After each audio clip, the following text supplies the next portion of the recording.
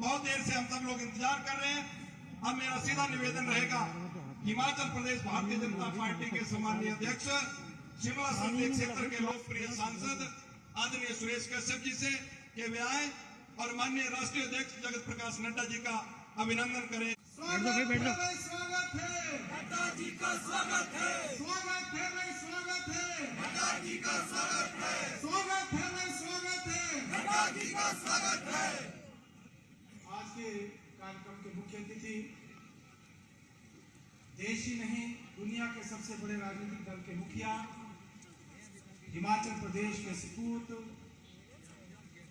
Bharatiya Janata party के राष्ट्रीय अध्यक्ष परम आदरणीय श्री जगत प्रकाश नड्डा जी, आप 1 महीने के अंदर चौथी बार हिमाचल प्रदेश पधारे हैं। मैं जहां देवभूमि कुल्लू की ओर से आपका हार्दिक स्वागत करता हूं, समस्त प्रदेश की जनता की ओर से भी आपका हार्दिक अभिनंदन करता हूं, हार्दिक स्वागत करता हूं। 4 राज्यों की शानदार जीत के बाद आप शिमला में आए, आप बिलासपुर में आए, आप कांगड़ा में आए और आज आप कुल्लू में पधारे हैं। आपका हिमाचल आना हमारे लिए उत्साहवर्धन का कार्य करता है। 4 राज्यों में जिस प्रकार से आपके कुशल नेतृत्व में भारतीय जनता पार्टी ने परचम लहराया है, मैं आपको इसके लिए बहुत बहुत बधाई देता हूं, बहुत बहुत शुभकामनाएं देता हूं।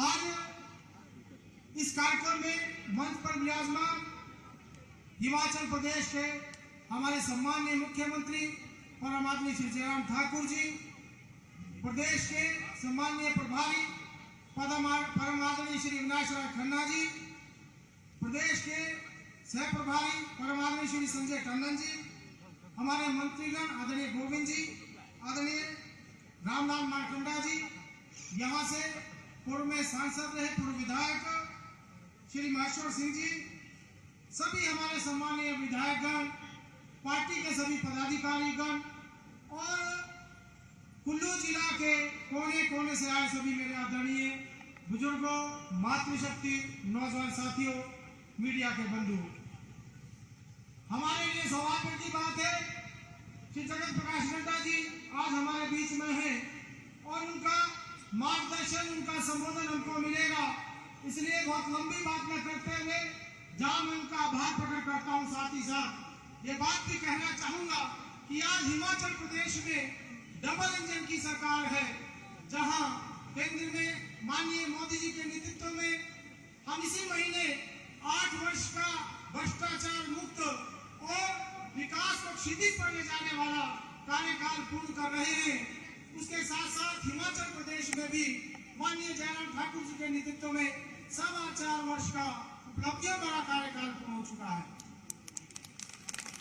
चाहे हम कोविड के समय में बात करें, जब 135 करोड़ लोगों के देश में माननीय मोदी जी ने 190 करोड़ से ज्यादा टीकाकरण करके दुनिया में एक इतिहास कायम किया है और फ्री वैक्सीन देने का काम किया और कोविड के समय में पूरी दुनिया का मार्गदर्शन किया, वहीं प्रदेश में माननीय जयराम ठाकुर ने जिस प्रकार से विकास में अनेकों उपलब्धियां हासिल की, कोविड के समय में भी हिमाचल प्रदेश प्रथम स्थान पर प्रथम डोज और द्वितीय डोज में रहा, हम सबके लिए ये खुशी की बात है।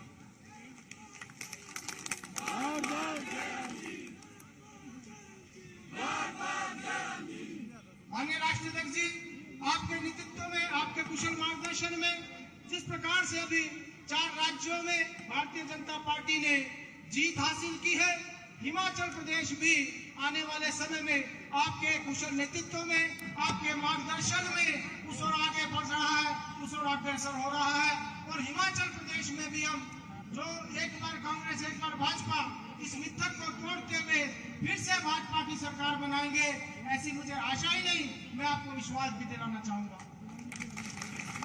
बहुत लंबी बात न करते हुए मैं फिर से आपका आज यहाँ आने पर हार्दिक अभिनंदन स्वागत करते हुए बहुत बहुत आभार प्रकट करता हूँ। साथ ही साथ मंचासीन सभी समस्त नेतागण और मेरे सामने बैठे समस्त जनता, आदरणीय बुजुर्गों, मातृशक्ति, नौजवान साथियों, बहनें, सभी लोग, मैं आपका भी अभिनंदन स्वागत करते हुए अपनी वाणी को विराम देता हूं। बहुत बहुत धन्यवाद। जय हिंद, जय हिमाचल। मंच पर बहुत से हमारे वक्ता भी मौजूद हैं, लेकिन आज हम देख रहे हैं जो सारा जनसमूह आज उमड़ा है, आदरणीय नड्डा जी को सुनने के लिए उमड़ा है। हम माफी चाहते हैं। अब मैं सीधा निवेदन करना चाहूंगा, हिमाचल प्रदेश के लोकप्रिय मुख्यमंत्री जिन्होंने 4.5 वर्ष में हर वर्ग का ध्यान रखा है, ऐसे लोकप्रिय मुख्यमंत्री आदरणीय जयराम ठाकुर जी से वे आए और स्वागत अभिनंदन में कुछ शब्द कहें और जनता को संबोधित करें। आदरणीय जयराम ठाकुर जी। भारत माता की।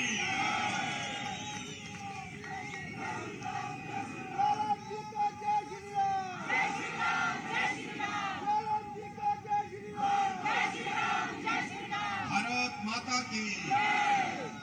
भारत माता की। भारत माता की।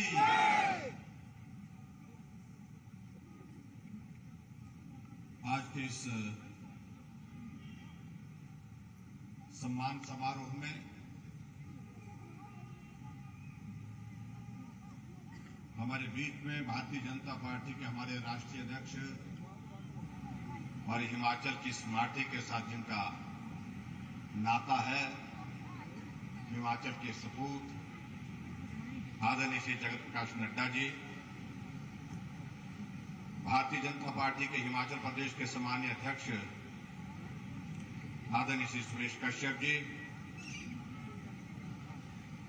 हिमाचल प्रदेश में भारतीय जनता पार्टी के प्रभारी आदरणीय श्री अविनाश राय खन्ना जी, सह प्रभारी संजय टंडन जी, माननीय मंत्री श्री गोविंद सिंह ठाकुर जी, रामलाल मारकंडा जी, अन्य सभी मंत्रीगण, सभी सम्मानीय विधायकगण, पूर्व विधायकगण, पार्टी के सभी यहां पर पदाधिकारी, उपस्थित भाइयों बहनों, नौजवान साथियों, बुजुर्गों और पत्रकार मित्रों, मैं एक बार फिर से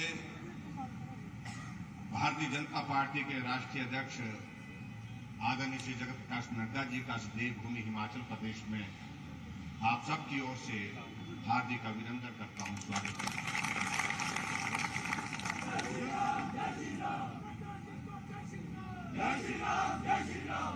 अब सब हिमाचल वासियों के लिए गर्व का विषय है। हिमाचल का सपूत, प्रदेश छोटा लेकिन काम बड़ा, भारतीय जनता पार्टी जो देश की नहीं दुनिया की सबसे बड़ी पार्टी, उस पार्टी के राष्ट्रीय अध्यक्ष के नाते आदरणीय श्री जगत प्रकाश नड्डा जी का जब जिक्र आता है तो स्वाभाविक रूप से हिमाचल प्रदेश के सभी भाई और बहनों का सीना चौड़ा होता है। जय श्री राम, जय श्री राम, नड्डा जी को जय श्री राम, जय श्री राम, जय श्री राम। आप हिमाचल प्रदेश में वर्षों तक काम करते रहे। नए कार्यकर्ता, पुराने कार्यकर्ता, उनके घर का रास्ता कहां से जाता है, उनके घर की गली कौन सी है, इन तमाम सारी बातों से आप अच्छी तरह से वाकिफ हैं। और आज भी मुझे इस बात की प्रसन्नता है कि आप पार्टी के राष्ट्रीय अध्यक्ष बनने के बावजूद भी जब भी आपको फुर्सत मिलती है, वक्त मिलता है, उन साथियों को याद करते हैं जिनके साथ आपने चाहे कुल्लू की बात करें, चाहे मंडी की बात करें, चाहे प्रदेश के किसी भी कोने में काम करते हुए जो वक्त गुजारा है, उनको आप याद करते हैं। भाई और बहनों, आज विशेष तौर से मैं महसूस करता हूं कि जहां हिमाचल प्रदेश में भारतीय जनता पार्टी की सरकार का 4.5 वर्ष का कार्यकाल पूरा होने जा रहा है और स्वाभाविक रूप से जब 4.5 वर्ष का कार्यकाल पूरा हो रहा है तो हम चुनावी वर्ष में चुनाव के करीब हैं। आप सबके आशीर्वाद से हिमाचल में सरकार बनी, सरकार चली, सरकार को हमने चलाया और आने वाले समय में फिर से हिमाचल प्रदेश में भारतीय जनता पार्टी की सरकार बने, इस काम की शुरुआत करने का अवसर आता है। और मैं दावे के साथ कह सकता हूं, आपके चेहरे पर अगर एक नजर मार करके मैं देखूं, मैं अनुभव करता हूं मैं कि निश्चित रूप से जो काम आज से पहले हिमाचल प्रदेश में छूटा था, भाजपा के बाद फिर भाजपा की सरकार, ये काम नहीं हो पाया था। अब की बार इस काम को भी हम पूरा करके छोड़ेंगे, ऐसा मुझे पूरा भरोसा है, पूरा विश्वास है। जो हमारे कार्यकर्ता, हमारी पार्टी के सब साथी जिस प्रकार से लगे हैं, जिस प्रकार से हिमाचल के लोगों की हमने 4.5 वर्षों में सेवा की, मैं उन सारी योजनाओं का जिक्र भी नहीं करना चाहता। हमारे लिए सौभाग्य की बात है कि आज देश का नेतृत्व दुनिया के सबसे मजबूत नेतृत्व के हाथ में है, जिनका नाम नरेंद्र भाई मोदी जी। 8 साल का ये कार्यकाल बतौर प्रधानमंत्री उनका पूरा होने जा रहा है,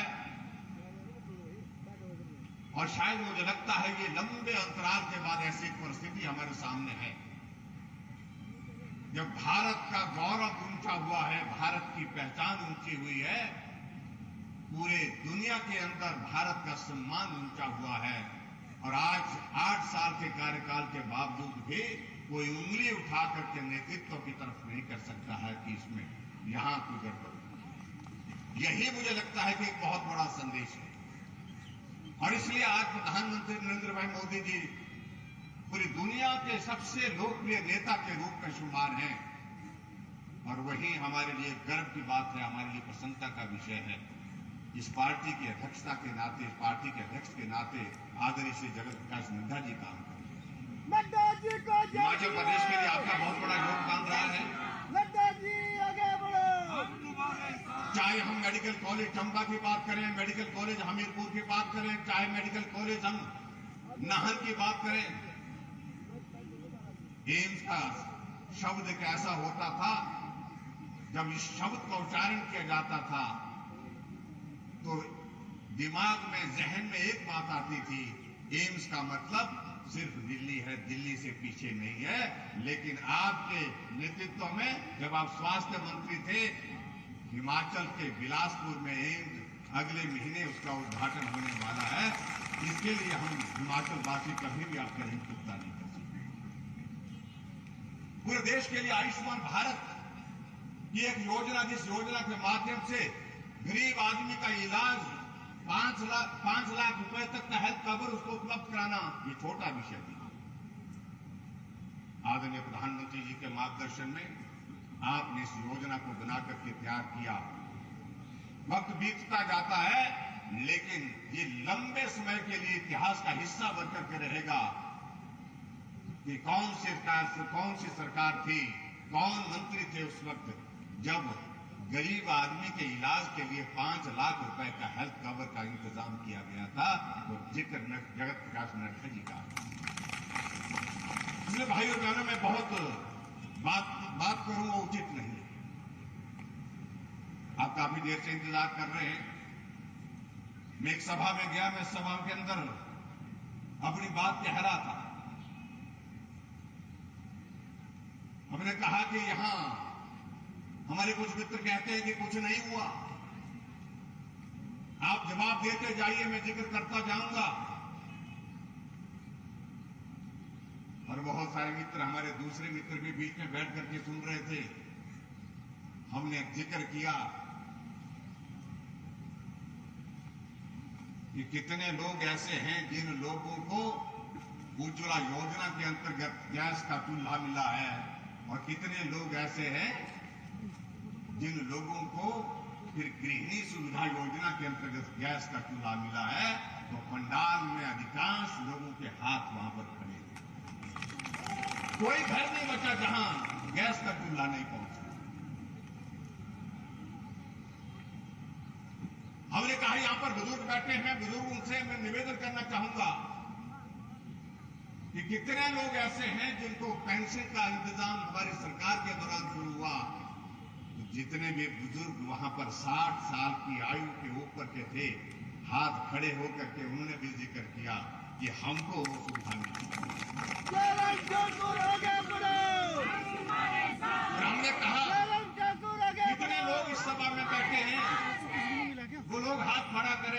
किसान सम्मान निधि का पैसा उनके खाते में आया तो सारा पंडाल हाथ खड़ा करके इस बात का जिक्र कर रहा था कि हमारे सबके खाते में वो पैसा।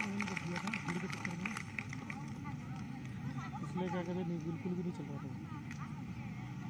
हमने एक नहीं ऐसी अनेक योजनाएं हिमाचल प्रदेश सरकार ने चलाई, जिन योजनाओं के माध्यम से हमने लक्ष्य निर्धारित किया गरीब आदमी तक हम कैसे मदद कर सके, गरीब की मदद कैसे कर सके, उसके लिए हमने किया। भाई और बहनों, ये कोविड का संकट अगर बीच में नहीं होता, मैं दावे के साथ कह सकता हूं कि आज हिमाचल प्रदेश में हर विधानसभा क्षेत्र में जहां भी हम जा रहे हैं 200 करोड़ के, 300 करोड़ के, 350 करोड़ के उद्घाटन और शिलान्यास हो रहे हैं। ये जीती जागती उदाहरण है, जीता जाता उदाहरण है, जहां इस बात का हम जिक्र करते थे कि कोविड के संकट में भी विकास को नहीं रुकने देंगे, तो हमने रुकने नहीं दिया। हर विधानसभा क्षेत्र में विकास हो रहा है, हर क्षेत्र में काम। मैं बहुत सारी चीजों का जिक्र करने की मैं समझता हूं कि आज के इस अवसर पर बहुत ज्यादा जरूरत इसलिए नहीं है कि हमने आदरणीय जगत प्रकाश नड्डा जी को हमने सुना। भाई और बहनों, हमारे कुछ मित्र बहुत शोर डाल रहे थे, कुछ दिन पहले तक बहुत ज्यादा डाल रहे थे कि हम आ रहे हैं, बस आ रहे हैं। हमने कहा कैसे आ रहे हैं? आएंगे तो तब जब आने देंगे।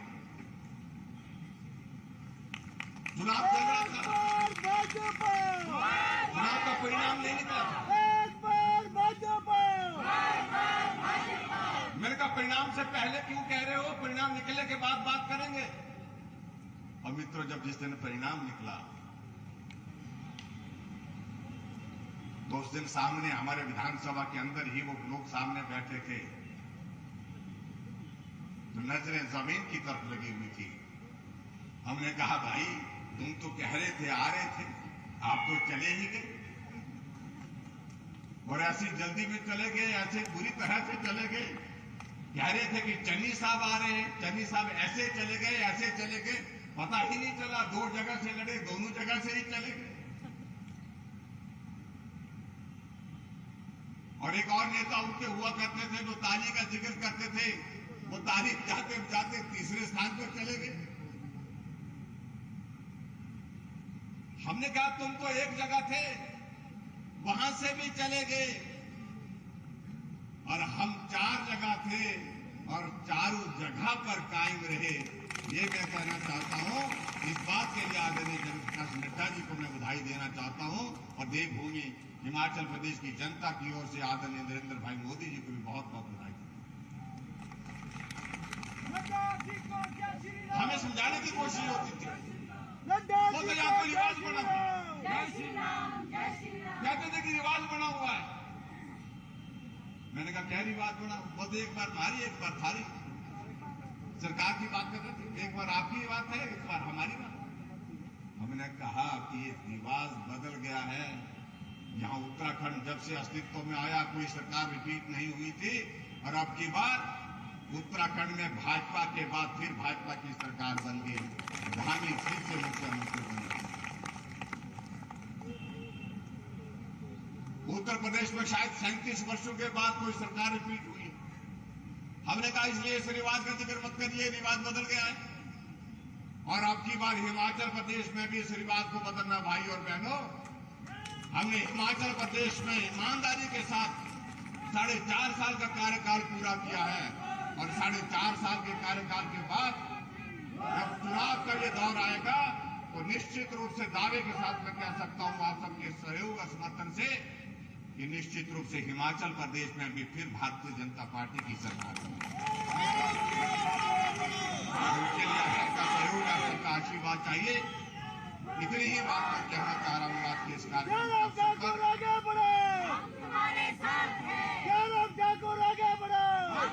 हमारा ये सौभाग्य है कि देश के यशस्वी प्रधानमंत्री नरेंद्र भाई मोदी जी हिमाचल उनके दिल के बहुत करीब। शायद मैं इस बात को कह सकता हूं ये सहयोग ही है। पूर्व में प्रधानमंत्री अटल बिहारी वाजपेयी जी रहे, उनका हिमाचल के साथ एक किस प्रकार का दिल का रिश्ता था, चाहे प्रधानमंत्री रहे चाहे ना रहे, लेकिन उसके बावजूद कुछ दिनों के लिए हिमाचल की देवभूमि मनाली में आकर के आराम भी करते थे, काम भी करते थे और हिमाचल को अपना घर मान करके उनने हम सब लोगों का सम्मान बढ़ाया, हमें बहुत प्यार दिया, हमें स्नेह दिया। और उसी तरह से आज मैं इस बात को कह सकता हूं, दूसरे अगर प्रधानमंत्री अगर देश के कोई बने जिनके दिल में हिमाचल के लोगों के लिए स्नेह है, प्यार है, अपनापन है, वो और कोई नहीं, देश के यशस्वी प्रधानमंत्री नरेंद्र भाई मोदी जी। मोदी जी को जय श्री जब भी जिक्र होता है, जब भी हिमाचल के लोगों के साथ उनका मिलना होता है, तो हमेशा इस बात का वो जिक्र करते हैं कि जब भी मैं हिमाचल आता हूं ऐसा लगता है कि मैं अपने घर आया। ये शब्द छोटे शब्द नहीं है, ये हमारे लिए सौभाग्य की बात है कि देश के यशस्वी प्रधानमंत्री हिमाचल प्रदेश को इस प्रकार का सम्मान देते हैं, अपनापन देते हैं। इसलिए भाई और बहनों, आप सबके बीच में मेरा इतना ही निवेदन है, आइए इस दौर में आगे बढ़ते हैं। आप सबका आशीर्वाद, आप सबका सहयोग, आप सबका समर्थन मुझे डट करके मिला, हर कदम पर मिला। आप सबके सहयोग के कारण मुझे हौसला आगे बढ़ने का मिला और अगला कार्यकाल पूरा करने के लिए हम सब लोग मिलकर के जिस प्रकार से मेहनत के साथ आगे बढ़ेंगे, हम ईश्वर और देवी देवताओं से भी प्रार्थना करते हैं कि वो दौर कोविड फ्री होगा, कोविड के बिना का होगा और हिमाचल प्रदेश में प्रगति का अवसर होगा। उसके लिए हम सब लोग आगे बढ़ करके काम करने के लिए निकले। इतनी ही बात मैं कहना चाहता हूं। आप सबकी ओर से आदरणीय श्री जगत प्रकाश नड्डा जी का आज देवभूमि हिमाचल प्रदेश में आने पर हार्दिक अभिनंदन, बहुत बहुत स्वागत, बहुत बहुत धन्यवाद, नमस्कार, जय हिंद।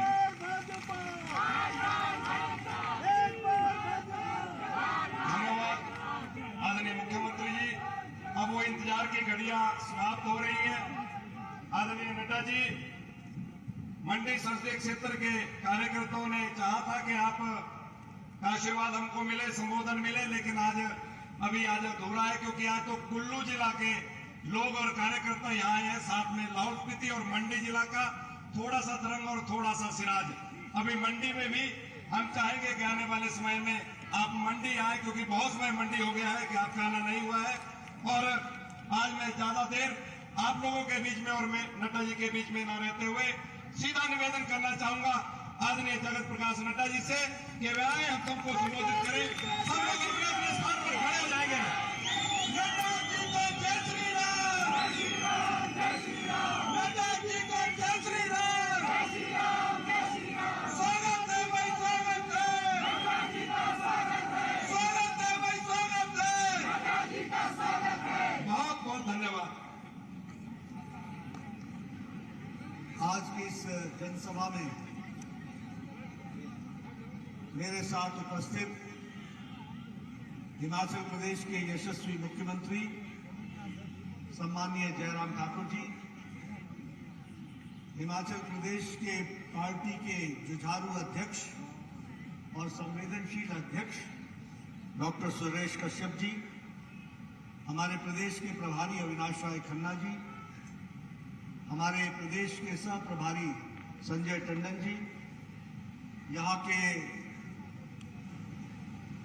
विधायक और मंत्री, लोकप्रिय मंत्री गोविंद ठाकुर जी, हमारे रामलाल मार्कंडे जी जो हिमाचल सरकार में मंत्री हैं, राम सिंह जी उपाध्यक्ष, हमारे राकेश जम्वाल जी प्रदेश के महामंत्री, त्रिलोक जम्वाल जी प्रदेश के महामंत्री, भीमसेन जी जिला के अध्यक्ष, हमारे वरिष्ठ नेता पूर्व में सांसद रहे, मंत्री रहे सम्माननीय महेश्वर सिंह जी, हमारे सभी मंच पर आसीन मंडी जिला और कुल्लू जिला के विधायकगण, हमारे पदाधिकारीगण और यहाँ इतनी बड़ी संख्या में कुल्लू क्षेत्र के और कुछ पड़ोस के मंडी के क्षेत्र के आए हुए सभी भाइयों और बहनों, हमारे नौजवान साथी और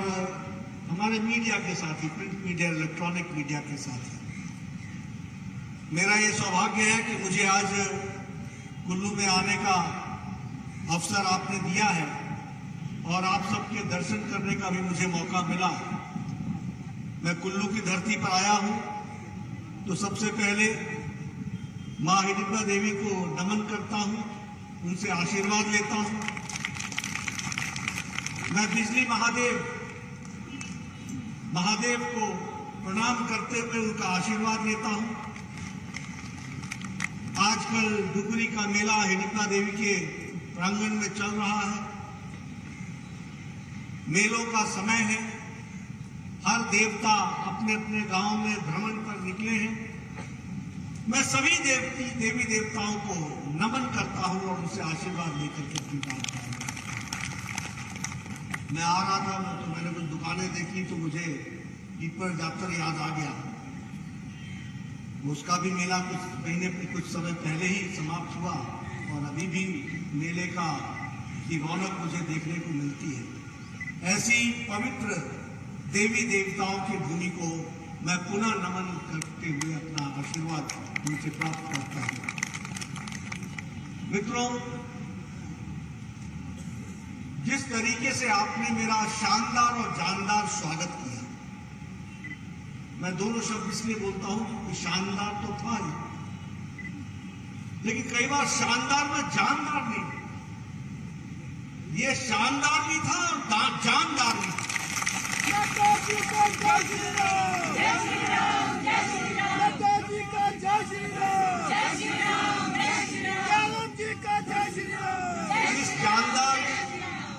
इस जानदार स्वागत के लिए आप सबको मैं तहे दिल से धन्यवाद देता हूं। और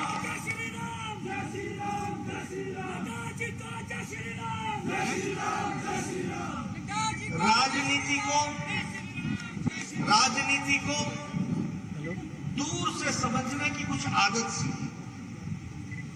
और चेहरों को पढ़ने की भी मेरी आदत है। मैं ये कह सकता हूं कि जो जोश आपने दिखाया है, जो उमंग आपने दिखाई है, जो ताकत आपने दिखाई है और जिस ललक के साथ आप लगे हैं, आने वाला समय हिमाचल फिर से कमल खिलाने वाला है। इस बात को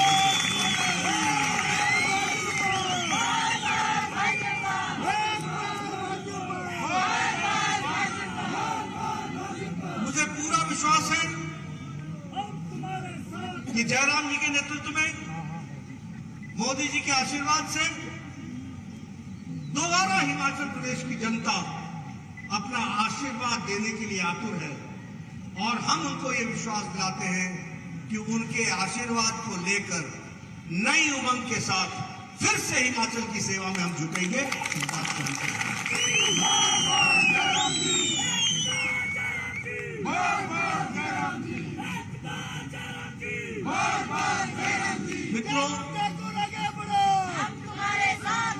मित्रों, हमें जनता का आशीर्वाद मिले क्यों ना मिले। मैं जयराम जी को सुन रहा था, राकेश जम्वाल जी मंच संचालन कर रहे थे, दोनों ही, और सुरेश कश्यप जी को हमने सुना। सभी ने अपने वक्तव्य में एक बात पर जोर दिया कि हमने हिमाचल की जनता के लिए मोदी जी ने हमने क्या क्या किया है। आप बताइए, कोई कांग्रेस की सरकार 5 साल बाद जनता के बीच में जाके ये हिम्मत रखती है कि वो कहे कि हमने ये किया है? कह सकती है क्या? कह सकती है क्या? कांग्रेस में हिम्मत ही नहीं है कि वो जनता के सामने जाकर छाती ठोक के बोले कि हमने जो कहा था वो किया है। ये हिम्मत है तो सिर्फ भारतीय जनता पार्टी में है।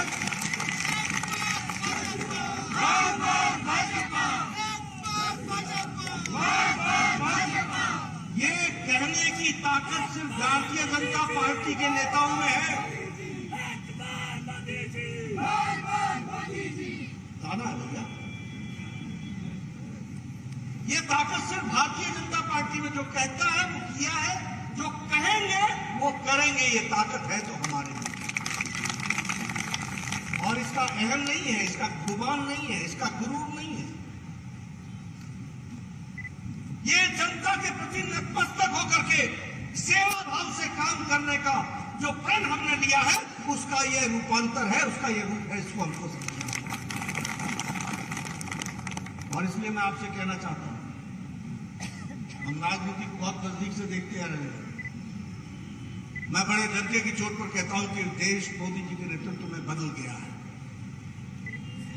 और फिर कहने के लिए नहीं कहता हूं, पूर्व का स्वास्थ्य मंत्री रहा हूं, प्रदेश में भी रहा हूं और देश में भी रहा हूं। इस देश में एक तो कभी भी कोई दवाई इजाद नहीं की गई, कोई दवाई आमद नहीं, कोई वैक्सीन नहीं बनी। अगर वैक्सीन आई तो विदेशों से आई, फिर चाहे टेटनस की दवा हो, चाहे ट्यूबरकुलोसिस की हो, चाहे पोलियो की हो, चाहे बीसीजी की हो, चाहे लेप्रेसी की हो, कोई भी दवा इस देश में विदेशों से आई। और दवा आने में 20 साल से 30 साल से 100 साल लग गए। जापानी बुखार का जापान में दवाई बनी थी 1906 में और भारत पहुंची 2006 में, 100 साल लग गए। टेटनस की दवा 38 साल बाद पहुंची, बीसीजी की दवा 27 साल बाद पहुंची, पोलियो की दवा 27 साल बाद पहुंची। और देश बदल गया मोदी जी के नेतृत्व में। 2020 की जनवरी में कोरोना आया, 2020 के अप्रैल में दवाई बनाने का भारत सरकार ने ठानी और 9 महीने के अंदर एक नहीं 2 वैक्सीन 9 महीने के अंदर भारत को दी गई। जय श्री राम, जय श्री राम। आज हम अमेरिका की तस्वीर देखो, जो बाइडेन मास्क लगा के बैठे हैं। आप पुतिन की तस्वीर देखो, मास्क लगा के बैठे हैं। आप ऑस्ट्रेलिया के नेताओं की तस्वीर देखो, मास्क लगा के बैठे हैं। और यहाँ भारत में आप सब लोग बड़े नजदीक नजदीक सट के बिना मास्क के बैठे हुए। ये 190 करोड़ इंजेक्शन, 190 करोड़ डोज, 10 दिनों के अंदर हम 200 करोड़ पार कर जाएंगे, 200 करोड़। दुनिया का सबसे बड़ा वैक्सीनेशन प्रोग्राम और दुनिया का सबसे तेज गति से करने वाला प्रोग्राम है तो वो हमारा भारत का मोदी जी का वैक्सीनेशन का काम है। जय श्री राम, जय श्री राम, जय श्री राम। बताइए, आपको मोदी जी ने स्वास्थ्य का कवच पहनाया कि नहीं पहनाया? पहनाया कि नहीं पहनाया? और इसके साथ साथ मुफ्त में पहनाया कि नहीं पहनाया? और एक नहीं 2 डोज लगवाई कि नहीं लगवाई? और उसके बाद बूस्टर डोज लगाया कि नहीं लगाया? ये बदलता भारत है, ये हमको समझना होगा, ये हमको जानना होगा।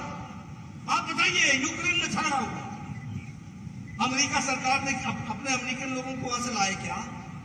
ऑस्ट्रेलिया के लोग लेके आए क्या? कनाडा के लोग लेके आए क्या? आप बताइए, कोई यूरोप के देश के व्यक्ति को लेकर के आए क्या? बताइए, लेके आए क्या? और मोदी जी ने पुतिन से बात की कि नहीं की? युद्ध को रुकवाया कि नहीं रुकवाया? ज़ेलेंस्की से बात की कि नहीं की? युद्ध को रुकवाया कि नहीं रुकवाया?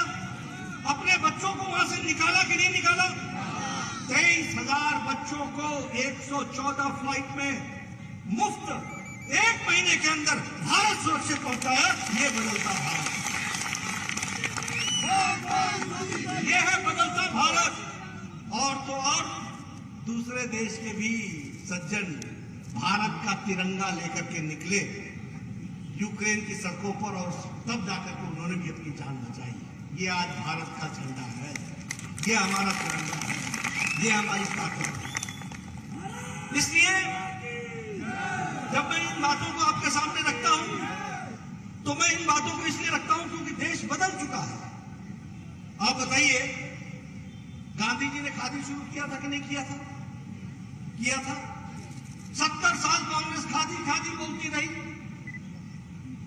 इस साल 1,15,000 करोड़ रुपए का मोदी जी के आह्वान पर वोकल फॉर लोकल, देश का कपड़ा पहनो, खादी पहनो, आज 1,15,000 करोड़ रुपए का जो बिजनेस है वो खादी ने आजाद भारत में पहली बार इतना बड़ा किया है, उसको भी हम सुना। और अब वो फास्टेस्ट मूविंग कंज्यूमर गुड बन गया, सबसे तेज की गति से कंज्यूमर गुड बन गया। वो उस श्रेणी में आकर के खादी कांग्रेसी कहते रहे और खादी का को प्रयोग में नहीं लाए, खादी को बढ़ाने का काम किया तो वह भी मोदी जी ने किया। अगर हम बात करें तो आपके ध्यान में आएगा कि आज भारत मांगने वाला देश नहीं है, देने वाला देश है। आज भारत इंपोर्टर नहीं है, एक्सपोर्टर है।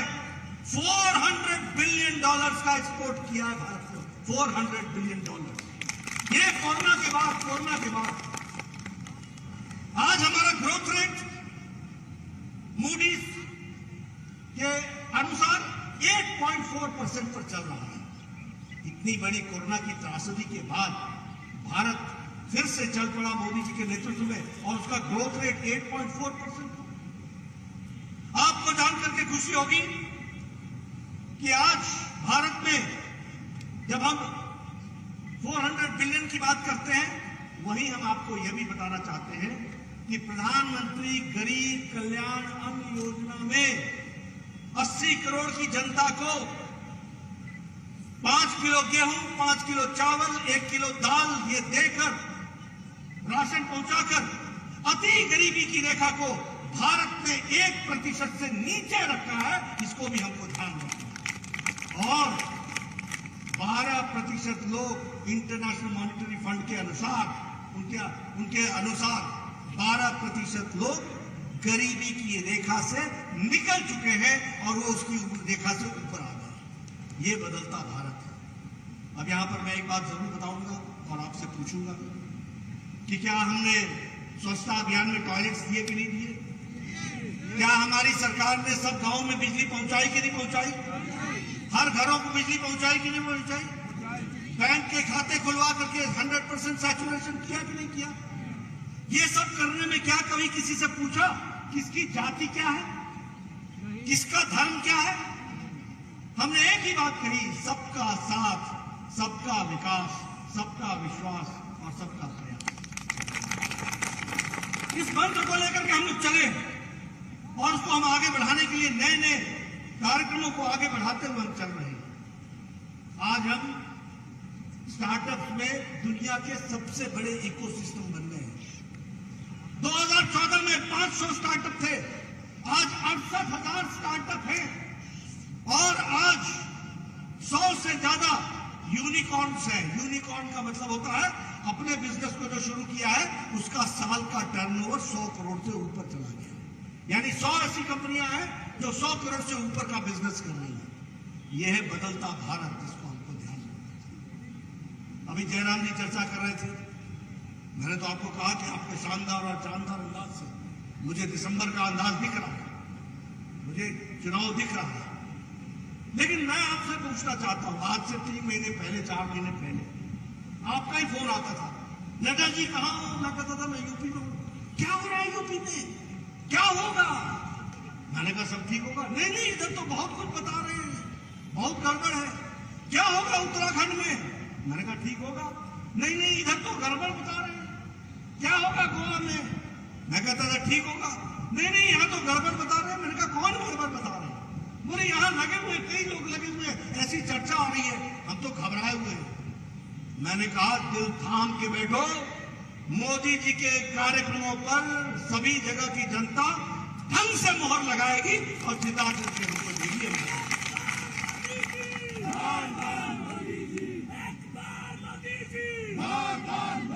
मित्रों, देश बदल गया है। अब देश जातिवाद पर वोट नहीं देता, क्षेत्रवाद पर वोट नहीं देता। अब वो लोग संप्रदायवाद पर वोट नहीं देते हैं, धर्म के नाम पर वोट नहीं देते हैं। अब लोग विकासवाद को लेते हैं और विकासवाद के साथ चलते हैं। मोदी जी ने सबको धक्का दिखाया है, राजनीति की संस्कृति बदल करके रख दी है। आज किसी को भी आना होगा तो विकास की बात करनी पड़ेगी। उन्होंने परिवारवाद, संप्रदायवाद, जातिवाद, इलाकावाद, इस सब को हराते हुए विकासवाद को आगे बढ़ाया और विकासवाद पर लोगों ने मोहर लगाई। 37 साल बाद, यानी 37 साल बाद कोई सरकार उत्तर प्रदेश में रिपीट हुई और आजाद भारत में पहली बार मुख्यमंत्री दोबारा वही है। योगी जी पहले मुख्यमंत्री है आजाद भारत में, जो दूसरी बार लगातार मुख्यमंत्री बने, पहली बार। और कांग्रेस जिसने 30 साल राज किया, 389 सीट्स पर लड़ी और 379 सीट्स पर जमानत जब्त छुट्टी। हमसे पत्रकारों ने पूछा आपको क्या कहना है कांग्रेस को? मैंने कहा अच्छा है, भाई बहन की पार्टी है, चले जितना चले, कोई रोक थोड़ा ना सकता। मैंने कहा अच्छी बात है, राजस्थान में रेप हो तो मैं लड़की हूं, मैं लड़ सकती हूं। नहीं, अगर उत्तर प्रदेश में कोई घटना घट जाए तो मैं लड़की हूं, मैं लड़ सकती हूं। अरे ये थोथे वायदे दावे किसको दिखा रहे हो आप? भारत की जनता बड़ी जानती है, बहुत जानती है, बहुत जानकार है। कांग्रेस का सुपड़ा साफ हो गया। आम आदमी पार्टी होता ही है, नया नया पहलवान जोश में होता है। 377 सीट पर लड़े और 377 सीट पर जमानत जब्त, छुट्टी। अभी उत्तराखंड का चुनाव हुआ, बोलने लगे यहां तो बारी बारी होती है। मैंने कहा देख लेना, अब की बारी हमारी बारी, फिर से होगी हमारी बारी। और ये है, वो है, ऐसा है, वैसा है, इसको ले आए, उसको ले आए। 70 सीटें हैं, 70 सीट पर आम आदमी पार्टी लड़ी, 68 सीट पर जमानत जब्त, 68 सीट।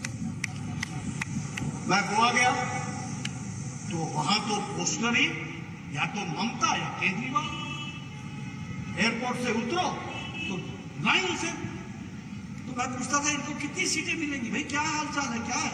नहीं आप चिंता मत कीजिए नड्डा जी, बस आप आइए, मोदी जी आएंगे, प्रधानमंत्री लगेंगे, हम सब लोग लगेंगे, हमारी सरकार बनेगी। गोवा में हम तीसरी बार सरकार में आए, हैट्रिक बनाया है तीसरी बार। 40 सीटें हैं, 40 सीटों में 29 सीट आम आदमी पार्टी लड़ी, 35 पर जमानत जब्त हुई है, 35 पर जमानत जब्त। और टीएमसी तो बीच चुनाव में छोड़ करके चली गई, वॉकओवर ही हो गया, छुट्टी हो गई।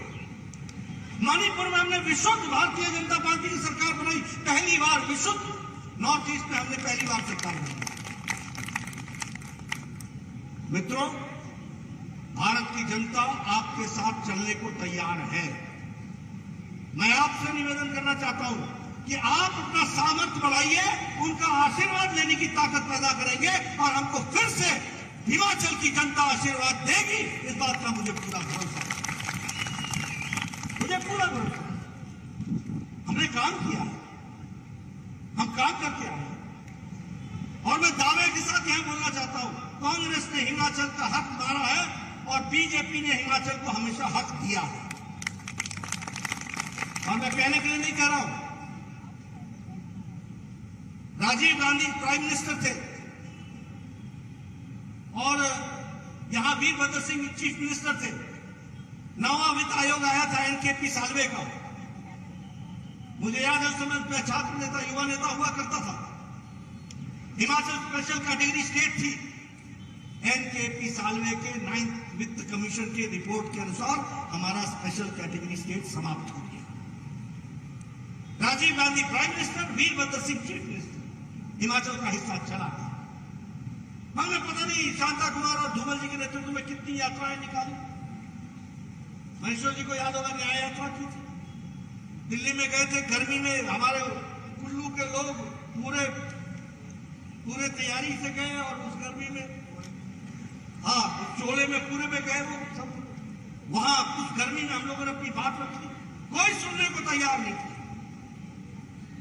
मोदी जी आए 2014 में, आपने किसी ने भी एक कागज नहीं मोदी जी को निवेदन किया, कोई मेमोरेंडम नहीं दिया। मोदी जी हमारे प्रभारी थे, हिमाचल को चाहते थे, हिमाचल उनका दूसरा घर है। जैसे ही प्रधानमंत्री बने, उन्होंने फिर से हिमाचल का हक रिस्टोर कर दिया और स्पेशल कैटेगरी स्टेट दे दिया, स्पेशल कैटेगरी स्टेट दे दिया।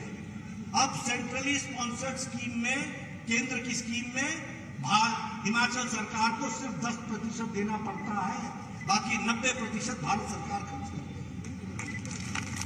और वीरभद्र के राज में और राजीव गांधी के राज में 60 हमको उनको खर्च करना पड़ता था, 40 हम करते थे। लेकिन मोदी जी ने हम लोगों को इससे निजात दिला दिया। 90% वो खर्च करेंगे, 10% हम खर्च करेंगे। ये फर्क ला करके चला। आप बताइए, अटल जी यहाँ आए थे, इन्होंने यहाँ इंडस्ट्रियल पैकेज दिया था कि नहीं दिया था? दिया था कि नहीं दिया था? ये बत्ती उनके कारण बसा था कि नहीं बसा था? ये डमटाल उनके कारण बसा था कि नहीं बसा था? ये जितने भी इंडस्ट्रियल एरिया बने, डाडा सिपा, ये सब उसी समय बसे थे कि नहीं बसे थे? और जैसे ही मनमोहन सिंह की सरकार आई, इन्होंने वो पैकेज वापस ले लिया। ये है कांग्रेस का इतिहास। और क्या कहा कि नहीं जी, हरियाणा में नहीं है, पंजाब में नहीं है ये पैकेज, वहां हमारी कांग्रेस की सरकार है, यहां भी हमारी कांग्रेस की सरकार है। तो हमने कहा उनको भी दे दो पैकेज। तो देने का काम नहीं सीखा है, लेने का काम सीखा है। ये आज अलग बात है कि ना हिमाचल में, ना हरियाणा में, ना पंजाब में कहीं भी कांग्रेस की अब सरकार नहीं है। उनको छुट्टी कर दी गई, गुड बाय कह दिया गया। ये भी हमको ये बदलता हुआ, ये बदलती हुई तस्वीर, विकास के नए नए आयाम हम लोगों ने खड़े किए। आपको दूर क्यों जाना? आप बताइए, अटल जी ने ये अटल टनल का शिलान्यास किया था कि नहीं किया? 2003 में शायद किया था, 2003 में किया था। अटल जी ने शिलान्यास किया, बाद में हमारी सरकार चली गई, कोई काम नहीं हुआ उस पर। मैं बार बार इस बात को कहता हूं। मैं गया था उनसे मिलने मनाली, जब वो प्रधानमंत्री नहीं रहे थे तो वो आए थे यहाँ, शायद ही 2005 की बात होगी, 4 की 5 की। उन्होंने मेरे से पूछा ये रोहतांग टनल का क्या हो रहा है? तो मैंने कहा कि अभी तो काम रुका हुआ है। तो अटल जी ने कहा था, वो शिलान्यास, वो शिला मेरे दिल पर पत्थर है। ये बात उन्होंने कही थी। मोदी जी बगल में बैठे थे, वो हमारे प्रभारी थे। मोदी जी बोलते नहीं है, चुप रहते हैं, लेकिन उन्होंने उसी दिन ठान ली थी। और जिस दिन वो प्रधानमंत्री बने, उन्होंने उसी दिन अटल टनल का रिव्यू किया और वॉर स्केल में काम चलाया। और 2017-18 में अटल टनल हिमाचल की जनता को और भारत की आर्मी को सुपुर्द किया गया। और उसका आज हमारे लिए एक तरीके से वरदान साबित हो रहा है। कैसे हम हिमाचल को आप भूल सकते हैं? क्या किया था कांग्रेस के लोगों ने? और मैं जिन बातों को बोल रहा हूं, मैं चाहूंगा पत्रकार मेरी बात को बारंबार उठाए। कोई भी कांग्रेसी नेता है तो उससे पूछे, क्या किया था तुमने स्पेशल कैटेगरी स्टेट का? क्या किया था तुमने इंडस्ट्रियल पैकेज का? क्या किया था तुमने अटल टनल का? ये कोल डैम और ये सैंड में जो डैम है, सैंड में जो पावर का, पार्वती प्रोजेक्ट, किसने किया शिलान्यास? 20 साल से लटका हुआ था, 20 इयर्स। अटल जी ने इसका शिलान्यास किया। महेश्वर जी उस दिन उपस्थित थे, इसको अटल जी ने शिलान्यास किया। हम सब लोग उस समय मंत्री के रूप में उपस्थित थे।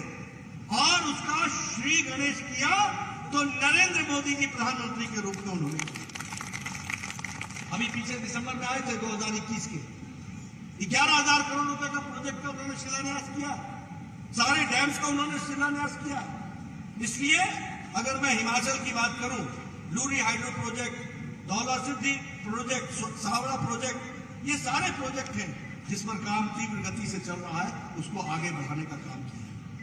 Indian institute of management Sirmaur, ये भी लगभग 392 करोड़ की लागत से बन रहा है। ये हिमाचल को देन है। हिमाचल कभी सोच सकता था कि Indian institute of management Himachal में खुलेगा, सिरमौर में? कभी सोचा था? जो लोग राजनीति को जानते हैं नजदीक से, उनको मालूम है कि दिल्ली दूर होती है, लेकिन मोदी जी ने दिल्ली को दूर नहीं रखा, आपके गांव तक पहुंचा दिया है। इस बात पर हमको याद है। All India institute of medical sciences, अरे हमने अपने होश में तो एक ही मेडिकल साइंसेस सुना था, दिल्ली का। आज 1492 करोड़ रुपए की लागत से बिलासपुर में all India institute of medical sciences बन रहा है। 4 मेडिकल कॉलेज बन गए। ये कुल्लू में भी ट्रॉमा सेंटर किसने दिया? हमारी सरकार। हर दृष्टि से विकास की बात। ये नेशनल हाईवे का काम कब चला? हमारी सरकार। कौन इन बातों को आगे बढ़ा रहा है? हमारी सरकार। आयुष्मान भारत की इन्होंने बात की। दुनिया में 5 लाख रुपए का सालाना हेल्थ का कवर देना, और किसको देना? गांव वाले, रेडी वाले, रिक्शा वाले, ठेला वाले, जो गरीब लोग हैं उनको लिए दिया गया आयुष्मान भारत का ये कार्ड। और जयराम भी पीछे नहीं रहे, इन्होंने हिमाचल हिम केयर चला दिया, जो बचा उसको उन्होंने जोड़ लिया। हिमाचल 100% हेल्थ कवर 5 लाख रुपए का हो। ये आपको गंभीर बीमारियों से लड़ने का कवच है, कवच। इस कवच को खड़ा किया गया। आप बताइए, उज्ज्वला योजना ने परिवर्तन किया कि नहीं किया आपके जीवन में? उज्ज्वला जी ने, उज्ज्वला के कारण गैस का कनेक्शन मिला कि नहीं मिला? मिला कि नहीं मिला? मैं पीछे से पूछना चाहता हूं, मिला कि नहीं मिला?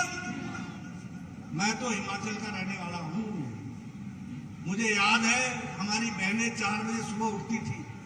मैं बार बार सुनाता हूं, जंगल में जाती थी, ठक ठक ठक आवाज सुनती थी, पेड़ काटे जाते थे, पड़ोसी उठता था, झगड़ा करता था, ओए मेरे पेड़ तो नहीं काट दिया कहीं।